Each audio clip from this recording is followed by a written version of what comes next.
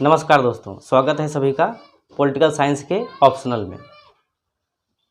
Political science optional जो है वैकल्पिक विषय जो है वो न सिर्फ पीसीएस परीक्षाओं आईएएस परीक्षाओं के लिए महत्वपूर्ण है बल्कि बीए, एमए, नेट, जेआरएफ इन सभी के लिए बहुत ही महत्वपूर्ण है।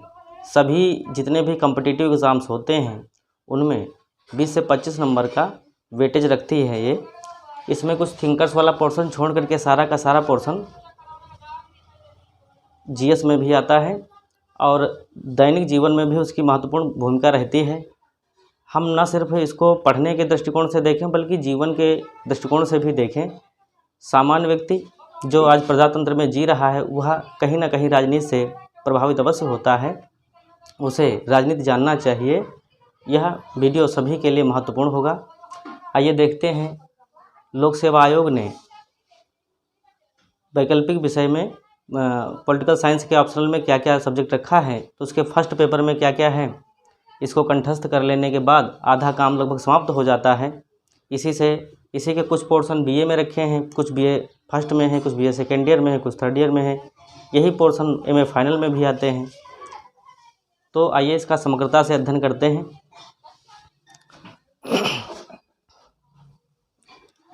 राजनीति विज्ञान वैकल्पिक विषय, इसका सिलेबस देखते हैं। तो पेपर फर्स्ट सेक्शन ए में 11 पोर्शन दिए रखे हैं, जिसमें पहला पोर्शन आता है राजनीतिक सिद्धांत यानी पॉलिटिकल थ्योरी। इसमें हम राजनीतिक सिद्धांत की परिभाषा देखेंगे कि राजनीतिक सिद्धांत किसे कहा जाता है, राजनीति विज्ञान की प्रकृति क्या है, क्षेत्र क्या है, अध्ययन के उपागम यानी अप्रोचेस क्या हैं। अप्रोच माने उपागम माने होता है देखने का नज़रिया, यानी हम उसको पुराने ढंग से देख रहे हैं जो पहले से अध्ययन किया जाता था कि राज्य जो है वो शासन, न्याय और सुरक्षा के लिए ही बना है। तो पहले इसी तरह से समझा जाता था। 1945 तक यही धारणा बनी रहती है। द्वितीय विश्व युद्ध के बाद राजनीति विज्ञान में बहुत बड़ा परिवर्तन आता है और व्यवहारवादी उपागम जन्म लेता है। इसमें मानव के व्यवहार को भी अध्ययन का विषय मान लिया जाता है। नई नई चीज़ें शामिल हो जाती हैं, विषय को वैज्ञानिक बनाया जाता है, तो व्यवहारवादी दृष्टिकोण उत्पन्न होता है। व्यवस्था सिद्धांत ये बताता है कि राजनीतिक प्रक्रियाएं एक सिद्धांत के तहत काम करती हैं। इसी में आ जाता है मार्क्सवादी सिद्धांत, जो मानता है कि राज्य होना ही नहीं चाहिए। यह राज्य जो है अमीरों का, पूंजीपतियों का शोषण करने का यंत्र है। उनके सिद्धांत को भी देखेंगे। दूसरा पोर्शन में बात करेंगे राज्य यानी स्टेट। स्टेट क्या है, इसकी परिभाषा क्या है, क्या होता है राज्य, ये कैसे पैदा हुआ, इसकी उत्पत्ति कैसे हुई, ओरिजिन ऑफ स्टेट, राज्य के कार्य क्या हैं, वर्क्स ऑफ स्टेट, उससे संबंधित सिद्धांत कौन कौन से हैं। 3 सिद्धांत इसमें प्रचलित हैं। एक तो उदारवादी सिद्धांत है जिसमें सभी को छूट दी जाती है, बात की जाती है कि सभी व्यक्ति अपना अपना विकास करें, या पूंजीवादी लोग मानते हैं इसको। व्यक्तिवादी घोर पूंजी ये घोर राज्य के विरोधी हैं, ये क्यों इसको अनावश्यक बुराई समझते हैं। समाजवादी दृष्टिकोण जितने भी संसाधन हैं समाज के उन पर सामाजिक नियंत्रण की बात करता है। तो राज्य के कार्य हम देखेंगे, उसके सिद्धांत देखेंगे, जिसमें 3 सिद्धांत हैं, उदारवादी, व्यक्तिवादी, समाजवादी। संप्रभुता मतलब निर्णय लेने की किसी राष्ट्र की पूर्ण क्षमता, पूर्ण शक्ति। जैसे भारत 1947 से पहले राज्य तो था, राष्ट्र तो था, लेकिन राज्य नहीं था। उसके पास संप्रभुता नहीं थी, सॉवरेंटी नहीं थी। हम देखेंगे सॉवरेंटी की परिभाषा क्या है, उसका अर्थ क्या है, उसके प्रकार क्या हैं, संप्रभुता के सिद्धांत क्या हैं। में जॉन ऑस्टिन वगैरह बहुत महत्वपूर्ण, इसको पढ़ेंगे हम लोग। चौथा पोर्शन आता है हमारा अधिकार, राइट्स। इसमें क्या क्या है, अधिकार के अर्थ क्या होता है, अधिकार कितने प्रकार के होते हैं, अधिकारों के कौन कौन से सिद्धांत प्रचलित हैं। फिर हम देखेंगे स्वतंत्रता। 5वें पोर्शन में स्वतंत्रता है यानी लिबर्टी क्या है, लिबर्टी कितने प्रकार की होती है, लिबर्टी के सिद्धांत क्या हैं, ये देखेंगे। छठा पोर्शन है हमारा समानता, यानी इक्वालिटी, बराबरी। इक्वालिटी यानी समानता के का अर्थ क्या है, समानता के प्रकार क्या हैं, समानता के सिद्धांत क्या हैं, इसको देखा जाएगा। सातवां पोर्शन है न्याय यानी जस्टिस। जस्टिस का अर्थ क्या है, उसके प्रकार क्या हैं, जस्टिस के सिद्धांत क्या क्या हैं, ये पढ़ा जाएगा। फिर है प्रजातंत्र यानी डेमोक्रेसी। डेमोक्रेसी को देखेंगे। यद्यपि अरस्तु यहाँ पे पॉलिटी शब्द का प्रयोग करता है डेमोक्रेसी की जगह, और वो मानता है कि शासन का जब पॉलिटी भ्रष्ट हो जाती है तब वो डेमोक्रेसी बनती है। इसको हम बाद में डिस्कशन करेंगे कि पॉलिटी डेमोक्रेसी क्या। फिर नवा पोर्शन है सरकार के प्रकार क्या क्या हैं, टाइप्स ऑफ गवर्नमेंट, यानी सरकारें कितने प्रकार की होती हैं। इसमें देखा जाए तो मुख्य रूप से हमें दो प्रकार की सरकारें पढ़नी हैं। एक तो एकात्मक सरकार पढ़नी है और उसकी संघात्मक सरकार से तुलना करनी है, यानी एकात्मक सरकार, संघात्मक सरकार। फिर है संसदात्मक सरकार व अध्यक्षात्मक सरकार। ये चार प्रकार की सरकारें दिख रही हैं, लेकिन वास्तव में व्यवहारिक रूप में इसका जब हम अध्ययन करेंगे तो ये दो ही प्रकार की दिखाई पड़ेंगी।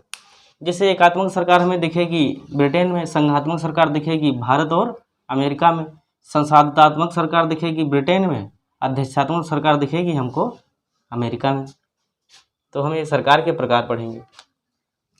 राजनीतिक संस्थाएं देखेंगे, क्या क्या है राजनीतिक संस्थाएं, 10वां पोर्शन देखा जाए, यानी पॉलिटिकल इंस्टीट्यूशन कौन कौन से हैं। तो इसमें देखा जाए व्यवस्थापिका जो कानून निर्माण करते हैं, लेजिस्लेटिव। फिर है कार्यपालिका जो उन कानूनों को लागू करते हैं, एग्जीक्यूटिव, इसमें मंत्रिपरिषद आती है, सभी अधिकारी कर्मचारी आते हैं। फिर देखेंगे न्यायपालिका, यानी कानून बनाने और उनको लागू करने में उत्पन्न होने वाले विवाद, उनका न्याय करने के लिए न्यायपालिका है, जुडिशरी। फिर शासन करने में महत्वपूर्ण जो दल हैं, दलों के माध्यम से शासन चलता ही है, तो राजनीतिक दल पढ़े जाएंगे। दबाव समूह यानी प्रेशर ग्रुप्स, ये दल तो नहीं होते हैं लेकिन सरकार पर पर्याप्त दबाव डालते हैं कानून बनाने, उनको लागू करने, निर्मित करने इत्यादि के लिए दल दबाव समूह बहुत महत्वपूर्ण होते हैं। जैसे मजदूर संगठन, किसान संगठन, ये सब दबाव समूह हैं। फिर देखेंगे निर्वाचन प्रणाली क्या है। निर्वाचन प्रणाली में first past the post system है, लिस्ट सिस्टम है, कैसे चुना जाता है, प्रत्यक्ष निर्वाचन क्या है, अप्रत्यक्ष निर्वाचन क्या है, ये सब हम लोग निर्वाचन प्रणाली में देखेंगे। भारत में मुख्यतः दो निर्वाचन प्रणाली हमें पढ़नी है। एक तो फर्स्ट पास्ट द पोस्ट, यानी जो अधिक सबसे ज़्यादा सीट वोट पा जाता है वो जीत जाता है। दूसरी है हमारी एकल संक्रमणी मत पद्धति, अप्रत्यक्ष रूप से जो चुनाव होते हैं, तो निर्वाचन प्रणाली हम लोग देखेंगे। 11वां पोर्शन दिया रखा है आयोग ने राजनीतिक दर्शन, यानी राजनीति विज्ञान क्या है या कैसे देखा जाए, इसको देखने का, दर्शन का मतलब होता है, फिलोसफी का मतलब होता है दृष्टिकोण, नज़रिया, देखने का नज़रिया क्या है। तो पाश्चात्य यानी वेस्टर्न जो थिंकर्स हैं उनका नज़रिया क्या है, तो उसमें हम लोग देखेंगे 13 लोग हैं, उनमें देख लेते हैं कौन कौन है। तो सबसे पहले आदर्शवादी व्यक्ति होते प्लेटो, आदर्श राज्य बनाना चाहता, ये उसका शिष्य अरस्तु एक व्यवहारिक राज्य बनाता। मैकियावेली राज्य शब्द की उत्पत्ति करता, मैकियावेली आता, इटली का है ये। हॉब्स, लॉक, रूसो समझौतावादी व्यक्ति हैं, समझौते से राज्य की उत्पत्ति मानते हैं, इनका देखा जाएगा। मिल, हीगल, ग्रीन, लिबर्टी के लिए जाना जाता है मिल, बहुत महत्वपूर्ण व्यक्ति है मिल। हीगल आदर्शवादी है, ग्रीन इन दोनों में सुधार करेगा, अनिच्छुक लोकतंत्र वाला है ये। हेराल्ड जे लास्की महान विचारक हुआ, इसने प्रजातंत्र की बहुत महत्वपूर्ण परिभाषाएं दी हैं और राज्य को परिभाषित किया इसने। मार्क्स के विषय में तो क्रांति जानते हैं, मार्क्स ने समाज के दबे कुचले लोगों की जिस तरह से आवाज़ उठाई, शायद ही किसी ने उठाया। उसने जिस तरह से संसाधनों पर सबका स्वामित्व बताया, ऐसा इससे पहले किसी ने नहीं किया था। ये युग परिवर्तक है। जब मार्क्स पैदा होता है तो राजनीति विज्ञान का युग ही बदल देता है। आवाज़ तुम देखोगे तो आज तुम देखोगे तो इकट्ठा कट कर दिया। मार्क्स जब से पैदा हुआ तब से एक युगांतकारी व्यक्ति था ग्राम्स्की, ये मार्क्स में सुधार करता है। मार्क्स यह कहता है कि सभी परिवर्तनों का, सभी जितने भी शक्तियां हैं उनका आधार अर्थव्यवस्था है। अर्थव्यवस्था से ही व्यक्ति की बुद्धि, उसकी स्थिति बदलता है। ग्रामसी कहता है नहीं, इसको बदलने के लिए समाज में जो बड़े संस्थाएं बनी हैं, स्कूल हैं, चर्च हैं, लोगों के दिमाग को बदल देते हैं। ग्रामसी इसमें सुधार करता है। हन्ना अरेंट जो हैं ये सर्वाधिकारवाद को परिभाषित करती हैं। हिटलर जो सर्वाधिकारवादी होता है उसके परिप्रेक्ष्य में, ये उसी समय एक यहूदी होती है, उस समय की बात है। तो इनके बारे में हम लोग डिटेल से पढ़ेंगे, बहुत महत्वपूर्ण है। प्लेटो, अरस्तु, मैकियावेली, हॉब्स, रूसो, मिल, हीगल, ग्रीन, लास्की, मार्क्स, ग्रामसी, हन्ना अरेंट। ये पाश्चात्य हो गए। भारतीयों में बहुत कम हैं। मनु, कौटिल्य, गांधी, एम.एन. राय और अंबेडकर, 5 विचारक हमें पढ़ने हैं और ये पांचों विचारक बहुत ही महत्वपूर्ण हैं। मनु सबसे पुराने हैं। मनु इनका धर्मशास्त्र है। मनुस्मृति, कौटिल्य का अर्थशास्त्र, गांधी जी के विचार हैं, इनका कई ग्रंथ हैं। एम.एन. राय नवमानवतावादी मानववाद दिया है। अंबेडकर दलित विमर्श और संविधान निर्माण, और अंबेडकर का महत्व आप लोग जानते ही हैं। तो ये हो गया हमारा पहला पोर्स, मतलब सेक्शन ए। उसमें से हमने 11 देखे, उसके जो सब पोर्शन है। अब देखते हैं पेपर फर्स्ट का सेक्शन बी, यानी इसका खंड बा जो है, इसमें क्या क्या है। तो इसमें भारतीय शासन के बारे में बात की, क्योंकि भारतीय शासन प्रणाली कैसी चल रही है, वह राजनीति क्या है। तो इस पोर्शन में देखेंगे कि भारतीय राष्ट्रवाद कैसे जन्मा, राष्ट्रवाद के उदय के कारण क्या थे, बंगाल विभाजन के बाद बंग भंग आंदोलन शुरू हुआ, उसका क्या है, असहयोग आंदोलन को भी समझेंगे। असहयोग आंदोलन 1920 वाला, सविनय अवज्ञा आंदोलन 1930 वाला, ये 2 आंदोलन हैं। इसमें भारत छोड़ो आंदोलन का जिक्र नहीं है, लेकिन उसको भी हम लोग देख लेंगे। भारतीय संविधान का निर्माण कैसे हुआ, दूसरा पोर्शन है सेक्शन बी में। तो ब्रिटिश शासन की विरासत क्या क्या है, मतलब ब्रिटिश शासन में जो एक्ट अधिनियम 1773 से लेकर के 1946 तक पास होते रहे, उनसे हमारे संविधान का बहुत बड़ा भाग बना हुआ है। लगभग उन्हीं एक्ट और अधिनियमों से ही संविधान का ज़्यादातर पोर्शन बना हुआ है। तो उनकी हम लोग विरासत देखेंगे। विरासत का मतलब होता है जो हमें पुरखों से मिला हो या पहले से मिला हो।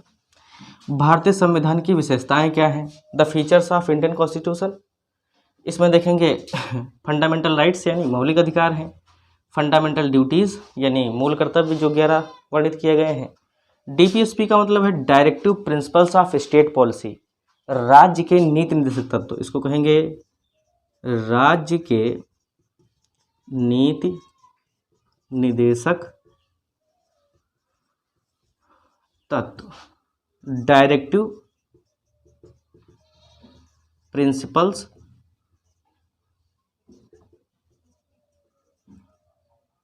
ऑफ स्टेट पॉलिसी, ये पढ़ेंगे। और संविधान संशोधन कैसे होता है, संविधान में संशोधन कौन कौन से महत्वपूर्ण हुए हैं, उन पर एक नज़र डालेंगे, उस पर भी क्वेश्चन बनते हैं। और इसका एक पोर्शन बचा हुआ केंद्र और राज्यों के बीच संबंध, भाग 11 और 12 जो संविधान में वर्णित हैं उनका, और यही सबसे बड़ा विवाद का विषय है। ऐसा कोई परीक्षा नहीं, ऐसी कोई परीक्षा नहीं हुई आज तक जिसमें इस टॉपिक से क्वेश्चन ना आया हो, और ऐसा कोई काल नहीं रहा जब से भारत आज़ाद हुआ जब केंद्र और राज्य के बीच विवाद न खड़े हुए हों। इसे तो हम बहुत ढंग से देखेंगे।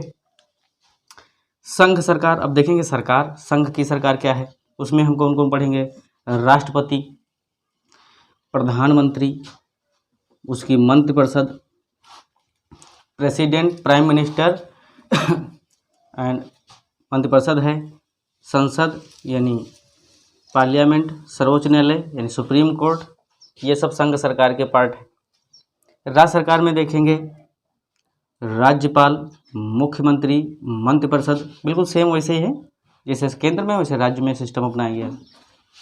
राज्य विधानमंडल देखेंगे किस राज्यों में कानून बनते हैं, जो 61 विषय हैं उनमें, और जो 52 समवर्ती सूची के विषय हैं उनमें राज्य कानून बनाता है और राज्य का विधानमंडल कानून बनाता है। तो इसमें 2 पार्ट हम देख लेंगे, एक तो होगा विधान परिषद जो कुछ राज्यों में है, विधान परिषद, और इसका दूसरा पोर्शन होता है विधानसभा जिसमें विधायक बनते हैं, बैठते हैं। विधानसभा ये सभी राज्यों में होती है, विधान परिषद 6 ही राज्यों में है। ये सब नहीं बनाते। उच्च न्यायालय देखेंगे कि ये कैसे कर प्रणाली है, इसका न्यायिक क्षेत्र क्या है। फिर आता है 5वां पोर्शन स्थानीय स्वशासन, यानी गांव के स्तर पर ही, शहर के स्तर पर ही, टाउन के स्तर पर ही शासन प्रणाली में लोगों की भागीदारी तय की जाए। यह हमारे राष्ट्र निर्माताओं की बड़ी आकांक्षा थी, जो 74वां संविधान संशोधन 1992 के तहत नगर पालिका व नगर निगम बनाए गए। इसमें संविधान संशोधन 74वां किया गया 1992 में। 1992 में ही 73वां किया गया। इससे पहले वो ग्राम पंचायत यानी पंचायती राज से संबंधित था, जिसमें ग्राम पंचायत, क्षेत्र पंचायत और जिला पंचायत का वर्णन किया गया है। ये ऐसा कोई काल नहीं रहा परीक्षाओं के दृष्टि से जब इससे क्वेश्चन न बने हों। जीएस हो या फिर ऑप्शनल हो, सभी से आता क्वेश्चन। फिर देखेंगे 6ठा पोर्शन है राजनीतिक प्रक्रिया, यानी पॉलिटिकल प्रोसेस क्या है। तो राजनीति में प्रोसेसिंग में क्या क्या काम करता है। राजनीति में जाति बहुत बड़ा पोर्शन, जाति समीकरण, जाति रसायन, पॉलिटिकल जाति की केमिस्ट्री, रजनी कोठारी के विचार, इसमें हम लोग जानेंगे। क्षेत्रवाद को लेकर अक्सर विवाद रहता है, कोई द्रविड़स्तान के निर्माण की बात करता है, कोई नागालिम की बात करता है। भाषावाद, भाषा को लेकर के जानते हो कितनी लड़ाई हुई। पोट्टी श्री रामुलु भाषा के आधार पर आंध्र प्रदेश की मांग करते करते, आमरण अनशन करते मर ही गए थे बेचारे। तो पहला राज्य ही बना था भाषा के आधार पर। बड़ा डरते थे संविधान निर्माता उस समय भाषा को लेकर। पेंडोरा बॉक्स सही खुल जाता है तो बड़ी समस्या हो जाती है। सांप्रदायिकता, यानी विभिन्न धर्म आपस में अपने आप को श्रेष्ठ मानते हैं और दूसरों को नीचा दिखाने का प्रयास करते हैं, इसमें बहुत झगड़ा पैदा होता है। शासन प्रशासन के स्तर पर अधिकारियों को बड़ी दिक्कत इससे उत्पन्न होती। राजनीतिक दल देखेंगे, इसमें राष्ट्रीय दल, क्षेत्रीय दल कैसे काम करते हैं, इनकी विचारधारा क्या है, इनका निर्माण कैसे होता है, ये कैसे राष्ट्रीय बनते हैं, कैसे क्षेत्रीय बनते हैं, ये सब पढ़ना। दबाव समूह देखना है, इसमें कौन कौन से दबाव समूह हैं जो चुनाव तो नहीं लड़ते हैं लेकिन इन पर दबाव बहुत डालते हैं। जैसे डॉक्टरों का समूह है, मास्टरों का समूह है, किसानों का समूह है, मजदूरों का, महिलाओं का, और आजकल नए नए भी दबाव समूह बहुत सारे बन रहे हैं।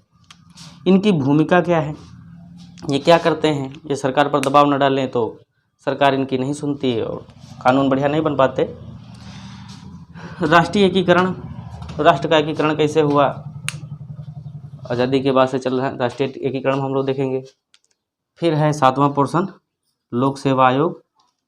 इसमें लोक सेवा आयोग कैसे बना, उसकी क्या शक्तियां हैं। इसमें संघ लोक सेवा आयोग यानी UPSC, union public service commission, राज्य स्तर पर राज्य लोक सेवा आयोग होते, जैसे उत्तर प्रदेश में उत्तर प्रदेश लोक सेवा आयोग, झारखंड में झारखंड लोक सेवा आयोग, ऐसे सब राज्यों में अपने अपने जो 61 और 52 विषय हैं, 61 और 52 विषय, इनके प्रशासन के लिए अधिकारियों की तो ज़रूरत पड़ती है ना, उनके लिए लोक सेवा आयोग बनाए गए, वही भर्ती करते हैं सारा। यही हम लोग परीक्षा की तैयारी करते हैं इनकी। 8वें में देखेंगे हम लोग अन्य आयोग जो हैं कुछ महत्वपूर्ण है, जैसे संवैधानिक आयोग है, नीति निर्वाचन आयोग। नीति आयोग संवैधानिक नहीं है फिर भी बहुत महत्वपूर्ण है, सरकार द्वारा बनाया गया है। ये ना तो नीति आयोग है, ये ना तो संवैधानिक आयोग है और ना ही गैर संवैधानिक आयोग है, ये सरकार द्वारा बनाया गया आयोग है। फिर पढ़ेंगे मानवाधिकार आयोग। मानवाधिकार आयोग जानते हो आप 1993 में बना था। तो ये मोटे तौर पर हम लोगों ने मोटे तौर पर देखा पॉलिटिकल साइंस ऑप्शनल में फर्स्ट पेपर में कौन कौन से पोर्शन हैं। आप इसको अपनी पुस्तिका में बढ़िया से नोट कर लीजिए, इसका अध्ययन करिए, कंठस्थ कर लीजिए। ये कंठस्थ होने पर आपका आधा काम समाप्त हो जाता है।